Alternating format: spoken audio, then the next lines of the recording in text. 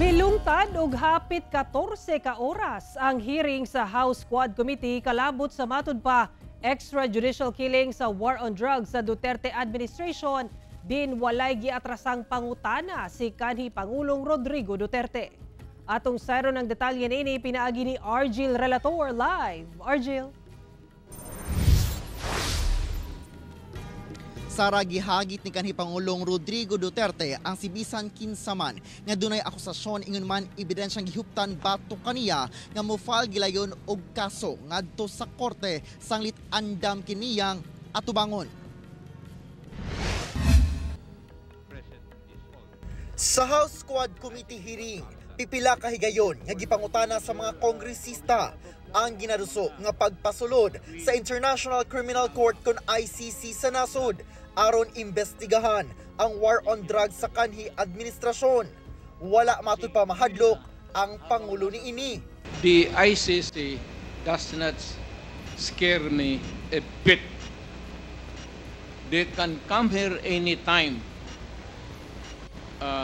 I suppose that you would want to maybe make it easy for them to visit and start the investigation. I would welcome that. Wala matud pa siya'y ginatago o gibutyag na niya ang tanan sa publiko.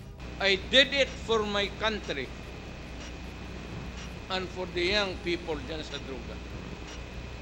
No excuses, no apology. If I go to hell, so be it. Sa gipagula nga pahayag sa Malacañang, pinaagi na Executive Secretary Lucas Bersamin kung gusto matud pa sa kanhi Pangulo nga itahan ang iyang kaugalingon sa jurisdiksyon sa ICC. Dili matud pa mubabag ang gobyerno niini. Samtang gisukit-sukit ni Kabataan Party List Representative Raul Manuel kung gikan ba sa confidential funds sa Office of the President kaniadto ang pondo nga ginagamit sa mga operasyon sa kapulisan kontra illegal nga droga. Kaya tinawag yan, sir, ng intelligence pati confidential. Kaya huwag kang magtanong kung anong confidential ginawa ko. Confidential nga eh. I am protecting the interest of the Republic when I dispense confidential funds to the military and the police.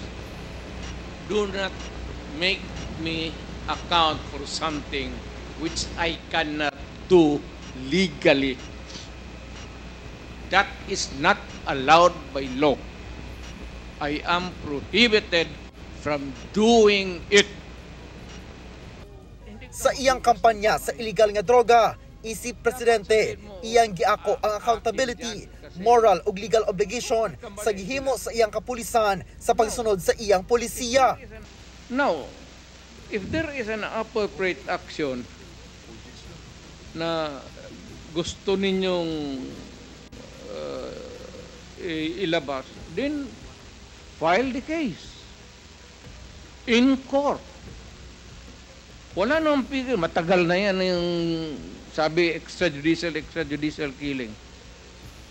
I am challenging anybody or everybody who makes the accusation, whether it is really true or not, it may be true, file the case in court because may korte tayo. Gibarasab sa kanhi Pangulo ang pagpangutana ni One Rider Party List Representative Ramon Gutierrez nga buot ipakumpirma kaniya ang mga anaa sa sulod sa affidavit ni retired Police Colonel Ruina Garma bisan wala siya nakabasa kung unsay sulod sa maong affidavit. When there are bits and pieces of facts there that you yourself corroborated. So you are now trying to investigate me. Para kang investigador. You may hawak ka ng affidavit dyan, executed by another person, and you're trying to confront me with the statements made in that affidavit, and you're trying to exact an answer from me. Pagka ganon, maghinto tayo dito. That is not proper. Mr. That President. is not fair. Mr. President, we're not... Hindi, titindig ako dito. Bigyan mo muna po ng... Session suspended. Miulbusab ang kanhi Pangulo, dihang gibalik-balik og pangutana ang labot sa mga giingong miyembro sa Davao Death Squad. Ilan ko pang beses sabihin sa inyo, I take full responsibility. If you think that it is illegal or wrong, go ahead and file the case. I would be happy. Samtang gisaway sa kanhi Pangulo ang paghatag og video message sa giingong hitman sa Davao Death Squad nga si Arturo Las Cañas, pinaagi lang sa online, sanglit dili matud pa kini fair standard of justice. Oh, what about yung mga tao tinatamaan niya na totoo o hindi? How can you now confront or ask question? How can you now redeem your name, your honor, if hayaan mo ng ganon na mag-testimony? They should be required to attend. Mitambong sab sa hearing si former Senator Antonio Trillanes IV. Dinhi, giakusahan niya ang pamilyang Duterte nga duna matud pay deposito nga 2.4 billion pesos sa bangko. Gihagit ni Trillanes ang kanhi Pangulo nga mopirma og waiver para ablihan ang iyang bank accounts. Dinhi na nagkatensyon. Will the former president be okay that if we draft the waiver now, that it be signed today instead of tomorrow? Will you be fine with that, Mr. President? Anong kapalit, sir? Hindi. Sampalin ko siya sa publiko. Hindi, wala naman. Ngayon na. Wala pong ganunan. Mr. Chairman. I'll give you, sasampalin ko sa Mr. Chairman, session suspended. Session suspended. Yes.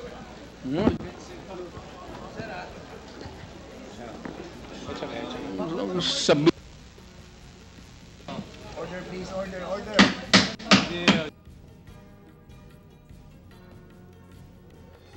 Daw gilecturean sab sa kanhi Pangulo si Representative Manuel labot sa bank secrecy law.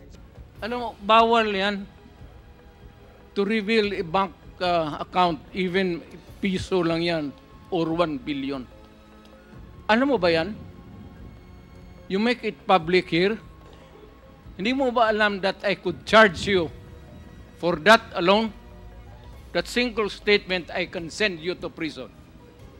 I guarantee you. Hindi mo ba alam yan? Misaksi sab si Vice President Sara Duterte sa hearing.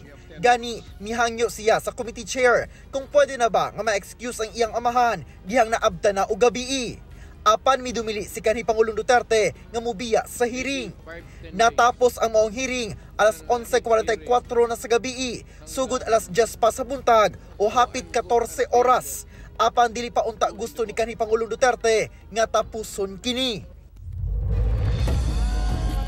Saray katakdang sa November 21 ang sunod nga Quadcom hearing apan sumala ni kanhi Pangulong Duterte nga husto na ang ihang mga ipangbutyag ato sa mga pagpangutana kaniya sa mga kongresista. Hinoon, malipayon matud pa ang kanhi Pangulo nga hatagan siya og higayon nga maesplikar ingon man mahatagan og katin-awan ang mga akusasyon bato kaniya. Samtang si Pangulong Bongbong Marcos gibarugan nga dili matud pa makipag-alayon ang gobyerno sa Pilipinas ug galing maglusad og investigasyon ang International Criminal Court labot sa mga pagpamatay matud pa ato sa war on drugs sa kanhi administrasyon.